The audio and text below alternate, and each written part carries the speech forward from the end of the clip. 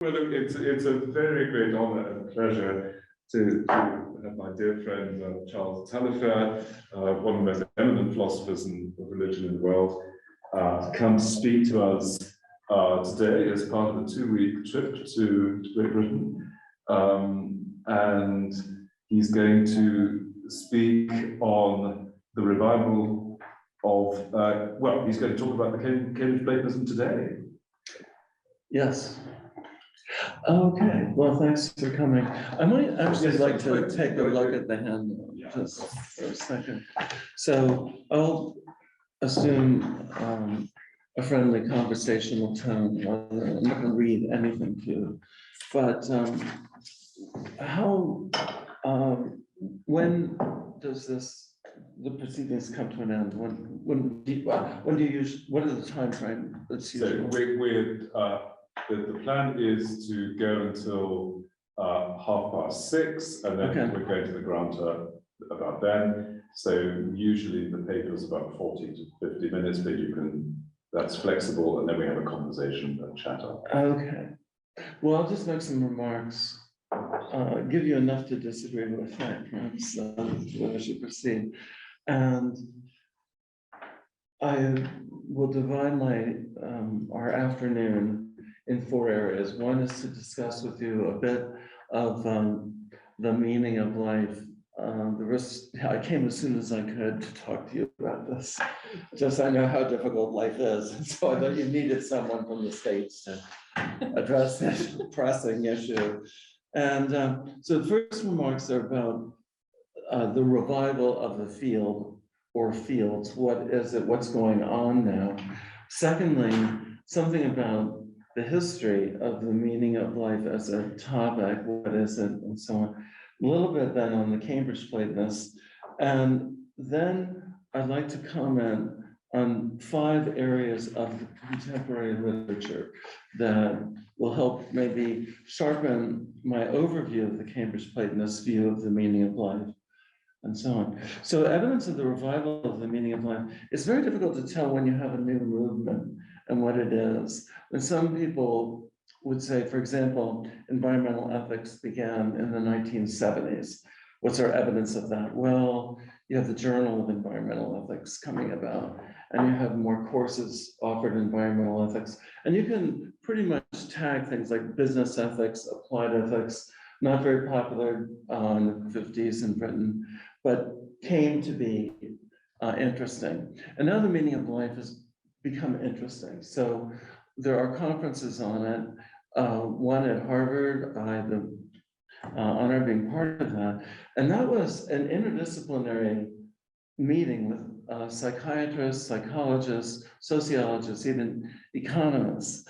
And they were approaching the meaning of life from every possible angle. The psychiatrist, to give you a little bit of the flavor of this, I was maintaining that one of the highest kinds of meaningful lives you can have is a life of unrequited love. And I actually, I'm Jill, my partner and wife is here, and we don't have unrequited love in this case. But I come from St. Olaf College, where we venerate Kierkegaard, and he really was very into unrequited love. And I've always thought that loving somebody who used to love you but now hates you, this is just magnificent, this is great. And of course the analyst said, do you realize that people that endure unrequited love, they don't live as long as people that are in happy relationships? To which I replied, well, probably cowards live longer than courageous people. So I don't think we can just measure this in terms of longevity. But it came down to things like that. That is, some people were, the economists and psychologists wanted everything empirically cashed out, otherwise it was uninteresting to them. And I was pushing for the metaphysical picture that you can't really get deep or thoroughly into the meaning of life without asking, well, I'd say 2 questions. What is real? What's going on? And then what is its significance? So if somebody came in and said, what's the meaning of this? Well, you've got a visitor. I hope you all understand the visitor-host relationship, and you should be nice to visitors, I hope. But we could say, what is it? So I'm speaking about the meaning of life. What's its significance? Well, we'll see. We'll find out. But it's very difficult to approach the meaning of life without asking big cosmic questions. And actually, the resurgence of interest in the meaning of life as a kind of field of inquiry was, I think you can look at it with the philosophers, like Thomas Nagel wrote a book called What Does It All Mean? And you've had a whole succession of books on guides to the meaning of life. Joshua Searches at Notre Dame, Stephen Getz. You can buy these anthologies now. So you've got an interdisciplinary undertaking, and then you have a kind of subfield developing among philosophers, as well as people in religious studies and theologians. But one mark of it is the Stanford Encyclopedia of Philosophy now has an entry, The Meaning of Life by Thaddeus Metz. And he's somebody I'll criticize in my 5 dimensions of the literature, taking a look at that. But I will say, I really admire, just was going to call him Thaddeus. He's kind of a friend, but he's somebody I deeply admire. So I'm to be critical of him, but he's, if you've ever met him in person, he's like his writing. Every paragraph is a fresh argument, and he's that way in person. So I admire him. He's great, but I will be criticizing him. I'd say in philosophy, the meaning of life issue became accelerated by the work of Bernard Williams and Susan Wolf, because they started pushing back on the supremacy of ethics, the primacy of ethics. Lots of, especially utilitarians, but obviously Kantians, would think that question of what sort of life you should live, it's got to be in the dimension of ethics. And Susan Wolf and others thought, no, and actually the casebook counterpart would have been, well, R.M. Hare going way back, but people like Peter Singer, who would want you to give until it would create more dolors or disutilities than utilities. So we should be giving famine relief, et cetera, just to the max. And Susan Wolf said, well, that's not good enough because we have interests in sports, literature, aesthetics, and so on. Surely this kind of exhausting ethical enterprise can't be the whole of life. And Williams too, he wrote a book called Ethics in the Good Life. And we at St. Wolf actually started courses called Ethics in the Good Life, where we took up this issue about the importance of ethics, but ethics can't be the whole story. Aesthetics has to come into play and so on. So this meaning of life, literature and philosophy, theology, religious studies, and the like, it probably, for those of you that this is kind of new to you, it would be under the theory of values or axiology, just where you're trying to think, well, we've got ethics, but we have other things, epistemic values, we have aesthetic values, and so on. So anyway, I'll go briefly over this next bit, but reasons for why the meaning of life, this is a kind of revival versus this is what has always been happening. And I think that's because in World War II, certainly in Britain, but with the dominance of logical positivism and scientifically oriented philosophies, the meaning of life was considered as a topic, a category mistake. Like we can talk about the meaning of life of set propositions, maybe novels, but the meaning of life, this is preposterous. And there's a story, apocryphal, but often repeated, that Bertrand Russell was taking a cab in London. Forgive me for if you're all incredibly familiar with this, but the cabbie says, "What's it all about?" And he was totally apoplectic. So he had no response. What do you mean, what's it all about? This is absurd. And actually, if you understand the meaning of life broadly, especially the way I'm suggesting it, like what is the significance, he would have an answer. And we would go back to his famous, like A Free Man's Worship, that was written at the turn of the century, early 1900s. And he will tell you that life is about chance and necessity. We are the results of processes that had no prevision of what it was producing, and we will end with annihilation of the human race. So nothing we do now will ultimately matter, but that's what it's about from his point of view. And I think, though, probably it was distrust in theism that was also part of the submersion of the meaning of life, because some people like Keith Beyer, Annette Beyer's husband, he was a philosopher in his own right, utilitarianism and so on. But he thought asking about the meaning of life was to ask whether there's one overriding purpose for all of us. And that assumed a kind of teleology that he found actually offensive. This is offensive to human dignity and so on. So those kinds of reasons could have come into play. But in fact, in the 20th century, at the same time they're working, the meaning of life is very much on the front boiler with the existentialists, with the phenomenologists, Merleau-Ponty, Camus, Sartre, de Beauvoir, Marxism. Absolutely. Who are we? According to Marx, you're an ensemble of social relations. And he would tell you its significance, certainly in terms of historical materialism and so on. So it was very much in play in the 20th century, even though not as such. And I would say in the ancient world, you have the work of Pierre Hadot, very much admire him, philosophy as a way of life, and he would argue that the meaning of life was taken up by the ancients without a lot of concern for metaphysics.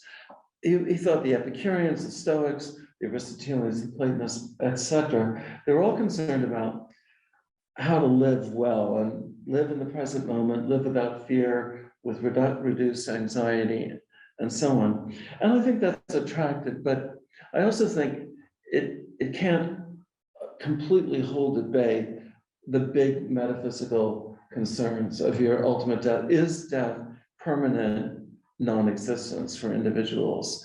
And despite Epicurus and his arguments that, you know, where death is, I am not, where I am, death is not, that's not quite as soothing as other stories. And so anyway, we're back in terms of the meaning of life. Shop is now open. I would love some comments. I'm only going on for 25 more minutes on where you see things. The Cambridge Platonist view of the meaning of life, I don't think perhaps in present company I need to say much. I feel like a hobbit visiting Rivendell or something. I've got Gandalf over here. You don't need me to explain wizardry and so on. But I take it that for those of us who are aware of Christian Platonism, which some of us, I suppose, look towards the Johannine literature, especially the abiding in Christ, and for Pauline language and living in Christos, this participatory view of theosis or divinization and so on, not very, very Platonic. But I trace things through this tradition, the Alexandrians, Origen, Clement, Augustine, and so on, especially Augustine's notion of the ordo amoris. That is, there's an order of love in like a kind of due kind of delight orders the soul, as Augustine said, and I think there was great attention to the affective nature of things, and culminating in the Christian Cambridge Platonists. I gave a talk on the meaning of life last week in Oxford to the Joseph Butler Society, and I kept saying the Cambridge Platonists, but I kept getting these bad looks. I said, I mean the Christian Platonists, and I said John Donville and whoever else, a couple of people at Oxford were basically Platonists at the same time. So I had to kind of like tone it down, but I kind of think the Cambridge Platonists got it right. And then it's been downhill ever since. Cambridge Platonism starts out as Oxford Platonism, Oh, arguably. I need to get that written down. Well, I'm gonna drone on for a little bit longer, but I really want clarification on that. And if nobody. Thomas Jackson, I think, is the. Oh, okay. And Richard Hooker. And Richard Hooker. Oh, well, I love, well, I'm reminded of Peter Van Wagenen, maybe you know him as a philosopher of religion. And we're in New York, we're going to Mass or an Episcopal service with Eleanor Stump and another philosopher, Norman Kretzmann. And Peter says, I have a hooker in the back. And he meant Richard Hooker. And so, but in New York, at that time, it was Peter, really? It's Lent. You know, shouldn't you be giving this up? But this should be maybe known as, this is something that Alison Tepley, one of Douglas's students, my editor, we believe Oxford and then Cambridge Platonism. But this is for anybody that doesn't have a copy, or the first person to ask a question or to make a contribution. If you don't have it, you might get this yours. Anyway, living coram Deo, living in the presence of God, the scheme that many of us accept of illumination, purgation, finding the unitive life. This whole process, life is not meaningless, it's full of meaning. And of course, the dark night of the soul. I'm not trying to do stand up here, but I will, one more joke is when Jill and I published a book with Cambridge, not Oxford, but on Is God Invisible, what it was called. And we had the dark night of the soul, but our proofreader said, well, I haven't heard of the dark night of the soul because we spelled it with a K. And so we said, oh, yeah, that's what we meant. No, we said, no, you caught it. That was a good catch. But we have the Nota Obscura all mapped out. So I'm going to take it as relatively familiar to many of you what the overall Cambridge Platonist picture of the meaning of life would look like. So here are some intersections with the literature. So the first one is on terminology. And Metz and others, Bill Craig, who is a philosopher, but he does a lot of apologetics. And so you might think of him as an apologist, but his degree is in philosophy and he writes as a philosopher. And he will use the word supernatural. And actually, C.S. Lewis will use the word supernatural in his book Miracles. And Lewis, interestingly enough, in terms of the word being an apologist versus philosopher, he's now in the Encyclopedia of Philosophy as a philosopher. And so it's interesting, the line between apologists and philosophers kind of gets a little gray here and there. But anyway, the word supernaturalism is a term I would take issue with or recommend it should come with a warning label. Usually those that are using this term are not Lewis and Bill Craig, but are critics. Fiona Ellis, who's a good friend and works with this expanded naturalism, which she thinks can accommodate theism, but not supernaturalism. And for her, I think she's using the word supernaturalism in a way that's almost equivalent to superstitious. And that is the etymology of the term, as far as I can see it.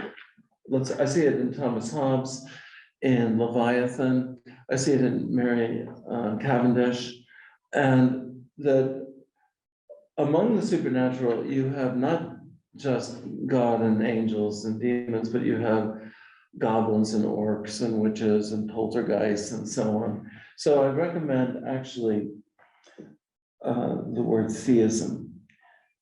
And that was, many of us believe, Ralph Cudworth's term. The other point here I note is a general point about the metaphors people use.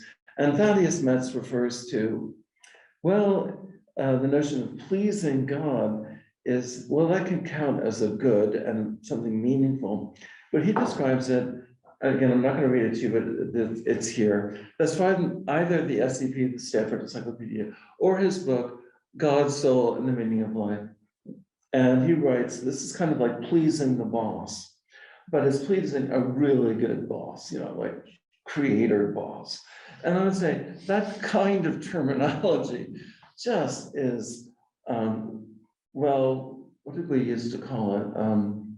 Well, a kind of special pleading. It's kind of defining, well, in environmental ethics, some will say the difference between deep ecology and superficial ecology, whereas deep ecology is your systemic and your holistic. Superficial is your individualistic and so on. Nobody who's an individualist would say, I'm a superficial environmentalist.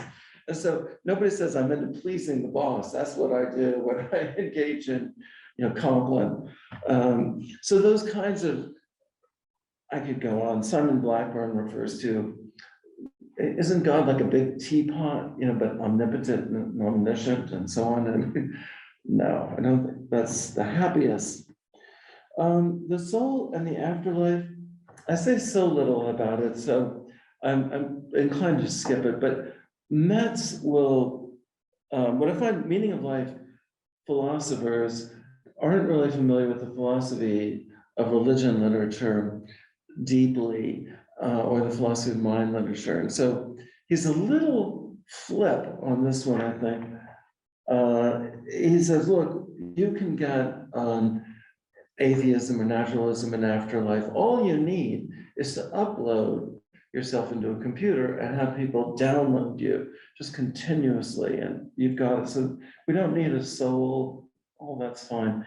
And those of us in philosophy of religion or philosophical theology know this was attributed to John Hick, may have been his view, and it's sometimes called the replica view. It's criticized by people like Peter Van den Wagen and others. But many people today would say that the individual person, you may not want to use the word soul, but we, in common sense or ordinary language, we think of ourselves, I want to suggest we do, as substantial individuals enduring over time, as opposed to computer programs that could be downloaded. In technical theological language, those of us in the substantial individual tradition, going back to Boethius, maybe Plato, believe the persons are incommunicable. So even if you have a child that looks like you call the child your same name, you have not actually communicated, that is, distributed or diffused your identity so that person is you. In some ways, fission or fusion, Parthenian language. Those of us that believe in the soul, I guess I'll just come out and say I do. I'm kind of Cartesian. I claim I'm not. I'm an integrated dualist. That's just window dressing. I'm pretty Cartesian. And I think that what some of us get out of that is the notion of being a substantial individual. And I think that those people that go pretty far out there in terms of wanting substantiality, but don't want to use the word dualism, and don't want to use the word substance, like, Anthony O'Hare, like Lynn Baker, a number of people whom I deeply, deeply admire. Well, even PMS Hacker, I say even because he's very hostile to this kind of stuff, but they want to claim themselves as an individual, but they, at the end of the day, often go with the individual as an animal. And that doesn't quite capture the notion of an individual, it seems to me. The animal may still exist even though the person has died. And so if you're interested, we could discuss this. God and the danger of dwarfing earthly meaning. I will quote this.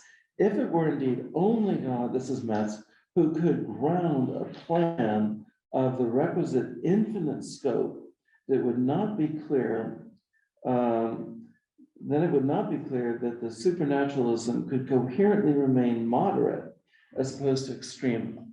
Arguably, the greatness of an act that has a cosmic significance or that eternally matters must dwarf any meaning lacking this feature, making it difficult to explain how a merely earthly life could be, by comparison, meaningful.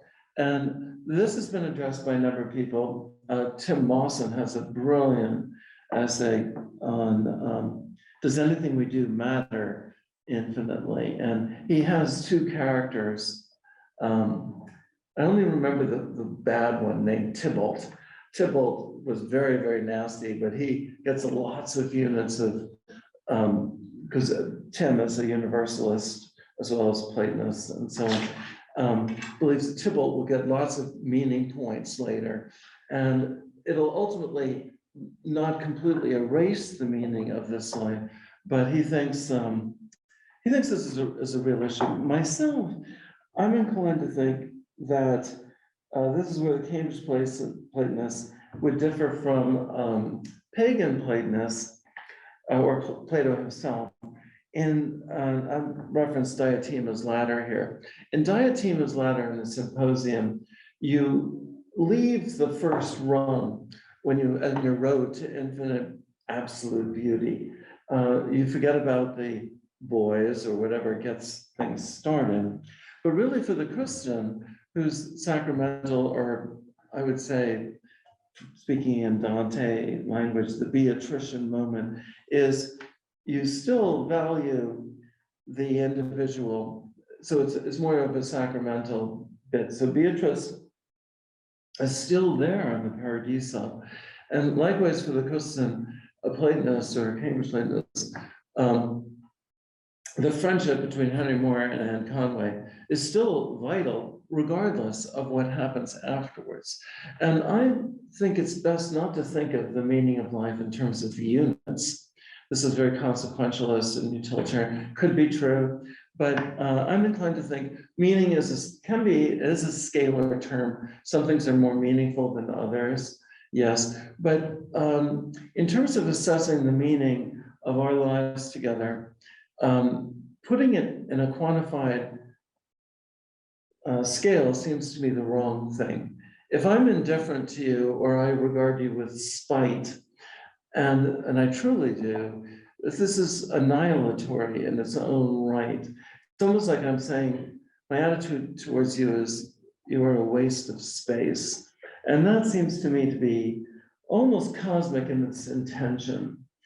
It reminds me of a line in one of the history plays in Shakespeare where someone says, no, I'm going to kill you, and if you are resurrected, I'm going to kill you again. It's this kind of the attitudes we have towards each other, it seems to me, when it comes to love and hate, are I wish I had Douglas's erudition, but I don't. So I'll do it in a lame way. It almost signals towards the eternal. It's almost as though I'm saying to you, when I'm in a condition of spite, would that you had never been born. Maybe that would have been the most savage I could say.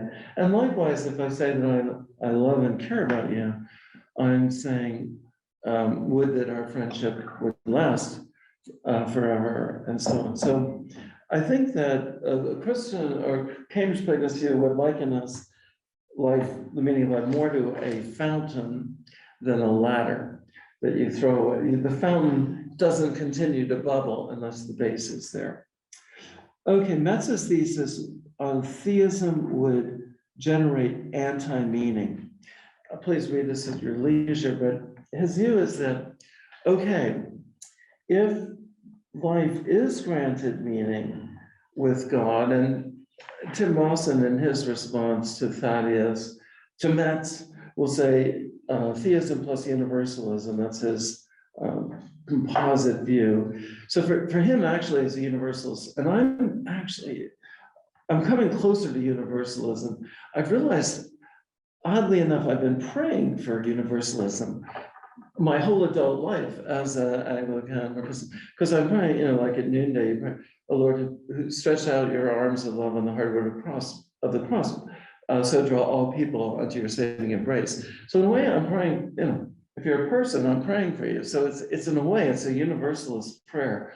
It's not universalism as claiming this will occur, but it's a certainly orientation. But in any case, my answer to Metz here is if God grants you the meaning of life, then Metz's view is you're also creating almost indefinitely many, a huge amount of anti-meaning.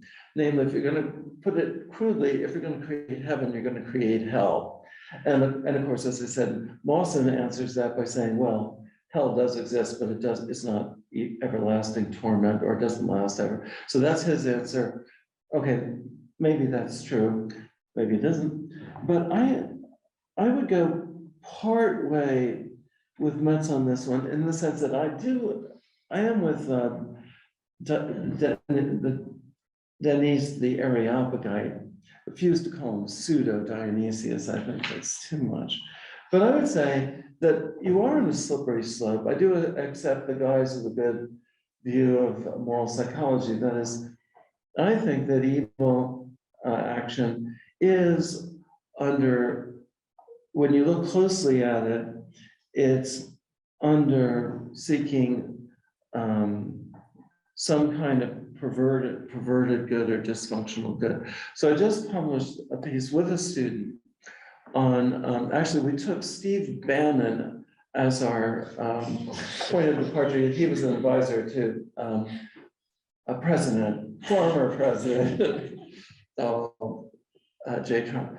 And Bannon said, what's really interesting is the devil, Darth Vader, Karl Rove, and Dick Cheney.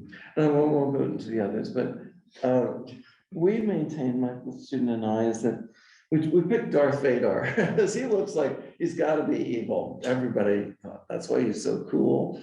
And really, he's kind of pathetic. I mean, it's sad because he is seeking the love of his mother. He winds up killing her. Spoiler alert. Okay, he winds up killing his wife. He almost winds up killing his son and his daughter. And so his seeking of evil and how is always this. He only reclaims his parentage through heroic self-sacrifice. So we take these figures, and even Satan. I would have an answer to Milton and so on. I don't think I need one, but. So I think you are on a level towards anti-meaning and the pursuit of evil. And I would say I'm working with a prison population now. I've retired from the classroom. And just in case any of my students wound up in federal prisons, I thought it'd be a good idea to work with prisoners. And I'm working, there's a philosophy club in the federal penitentiary in Texas. So I thought that'd be a great state to work with. And I'm working with, he's committed murder and kidnapping. And he accepts the privation of the good thesis as well. And it's this notion that what I thought I was pursuing is empty, it's dust, it was false and the like. So I think this affects real world cases. So, but to say it's towards meaningless, and this is where I might be at cross purposes with myself, is it's goes towards meaningless in the sense that it's without intelligibility, like it's making less and less sense, but it doesn't lack significance. Murder and kidnapping is really significant. My treating you with derision is significant, even if that will be overcome by reconciliatory love in the next life or over a pint later. And this is also about metaphors, but Metz has a poker analogy, and this is a game he wouldn't want to play. And I think, again, that analogy of this, he says, I'll play poker if it's a win, I lose, a tails, win, I win, tails, you lose. But I'm not going to play a game of poker where the cost is this much. And I'm thinking this is like a misconstrual of Pascal's wager. Mm-hmm. I think this is just totally, it's not a poker game. And I don't think you can see Mawson's responses. He's not likening it to a really good poker game. Oh, you really want to play this game. No, it's not a game, and it's not, and that's the wrong analogy. Happiness and meaning. And here I'm responding to Christine Vetrano, and she's a very interesting case. So I'll just do a verbal gloss on this. So she has an essay, happiness without God, and she struggles with, she doesn't struggle with, but she's engaging in, I guess you could call it happiness studies, which was a little bigger, I think, in Britain than in the States, but happiness, I don't know where it is. You probably do more than I, but she thinks that she distinguishes between being meaningful and happy, and she thinks you can be happy without God, and you can have a meaningful life without God. And she treats the concept of meaning, of happiness, as meaningful happiness as one that involves taking pleasure in something you find satisfying, but doesn't involve abrogating common sense morality. And this is meant to prevent you from concluding that Hitler was living both a meaningful and happy life, or an unrepentant Nazi who retires in Argentina and is spending the rest of his or their life skiing and having a great time, and with no regret. And so I'm looking at this literature, and I appreciate Vetrano wanting to preserve the notion of meaning as being admirable. That it seems to me that when we say somebody's life was meaningful, we are hinting at admirability. And I am disquieted of when people refer to wicked people as being happy, like Harry Frankfurt's view of happiness and love would kind of leave him with outcome. However, my view is in ordinary English, saving the word meaning and happiness is not going to cut ice in terms of the way or reportive definition of happiness. We're going to have to get stipulative here if we're going to still use the word happiness in a meaningful way. And people like Richard Swinburne has, and I'm sympathetic with that, that is, by his lights as a Christian theist, he would say that living a wicked life would be not ultimately one that's deep, involving deep happiness. I think for him that means actually, because he believes in an individual dynamic afterlife, so post-mortem, it's going to mean the truth will win out. And so if it's happy, it's not going to be happy for very long. But kind of like the word love, I don't think one can rescue the word love on its own as a virtue. Because in English, it makes perfect sense to say, I love causing people to suffer. I love it when innocent people suffer. No, I know grammatically that in terms of etymology and syntax, you don't get bad marks there. So I think we have to, for those of us in the Cambridge Platonist tradition, we have to adopt a kind of hybrid understanding of meaning. And on this, I would end with Bilbo and Gandalf and the beginning of The Hobbit. And so I'll assume some familiarity with this in terms of popular culture. But Bilbo begins, when Gandalf comes calling, Bilbo begins with saying, good morning. And Gandalf goes, what do you mean? Do you mean this is a morning to be good during this time? Or do you wish me to have a good, what do you mean? And Bilbo says, all of the above. And then at the end, Bilbo goes, good morning. And then Bilbo goes, oh, see, now it means it's going to be good once I leave. Now, my view is, this is an analogy, is those of us in the Cambridge Platonist tradition, I think with respect to love, with respect to the use of the word happiness, we have to take a hybrid position. That some people are using the word love and happiness. I can say of certain people, yes, there's love, there's happiness in this relationship. Where I am totally with Christine Vetrano is, and just give me 4 more minutes here, is they're reacting against Susan Wolf and some who think and Elizabeth Anscombe was this way, it doesn't make sense to be happy if you only engage in stamp collecting. And Elizabeth Anscombe's was, I'm looking to the ceiling because she said, look, if somebody said, I'm putting green books on the cover, on the roof of the building, and somebody else said, why are you doing that? Is it for ecology or the sun's reflection? No, I'm just putting green books up there. And that was her example of how, from the standpoint of practical need reason, that wouldn't make sense. We just would not accept it. That would be psychopathic or something. Maybe that's true. But I think those of us in the Cambridge Platonist position should be friendly to the stamp collector. Maybe because as a boy I was into stamp collecting. But it seems to me that Cambridge Platonism is more in the Ordo Amoris tradition. That is, sometimes little acts of kindness can be reflections of great virtues and vices.